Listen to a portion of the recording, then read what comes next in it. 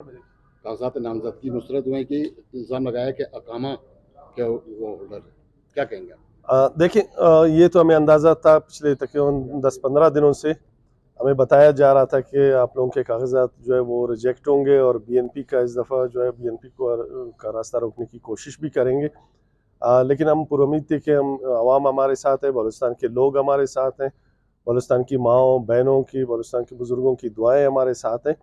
लेकिन आज जब उनके अख्तर मेंगल साहब के कागजात क्वेटे से भी रिजेक्ट किए हैं, खुजदार से भी रिजेक्ट किए हैं, इसका मतलब ये है कि वो हमारे खदशात जो इतलात हमें मौसूल हो रही थी और वो बजा थी और वो इतलात दुरुस्त थी कि ये जो है आपके कागजात रिजेक्ट करेंगे। और जब आर ओ ऑफिस से भी ये मैसेजेस हमें मिल रहा था कि प्रेशर बहुत है कि इस दफ़ा बीएनपी को का रास्ता रोका जाएगा। देखिए, इस मुल्क में ये कोशिश कर रहे हैं कि अपनी मर्जी की जो सिलेक्टेड असम्बली है वो ले आए। जिन पार्टियों को वोट पे, इलेक्शन पे, अवामी पजीराई पे नहीं हराया जा सकता, उनके खिलाफ इस तरह की साजिशें की जा रही हैं।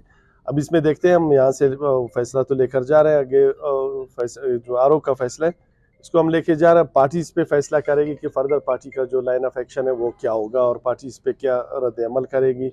मज़ीद जो हमारे लोग हैं वो कागजात अपने रखेंगे, इलेक्शन करेंगे, या मुकम्मल हम बाइकाट करके इस इलेक्शन के खिलाफ हम जो है सड़कों पे और अपने लोगों के बीच में जाएंगे। सर, अदालत का रुख क्यों नहीं करते, ट्रिब्यूनल का रुख क्यों नहीं करते? देखिए, ये फैसला पार्टी करेगी कि अगर रवैया ये है तो फिर अदालतों में जाने का फ़ायदा भी नहीं है। अगर ट्रिब्यूनल से आपके कागजात बहाल भी हो जाते हैं तो जिस तरीके से ये फैसला पार्टी करेगी, ज़रूर अदालतें हमारी हैं, हम ट्रिब्यूनल्स में भी शायद जाएँ उसमें, लेकिन अब हम जा रहे हैं। अभी फर्दर इसमें पार्टी ने फैसला करना है कि पार्टी क्या फैसला लेगी, अदालतों में जाएंगे या फिर हम अपने लोगों के पास जाएंगे। सर, क्या वजूहत है, क्यों आप समझते हैं कि आपके साथ इस तरह हो रहा है, दीवार से लगा रही है?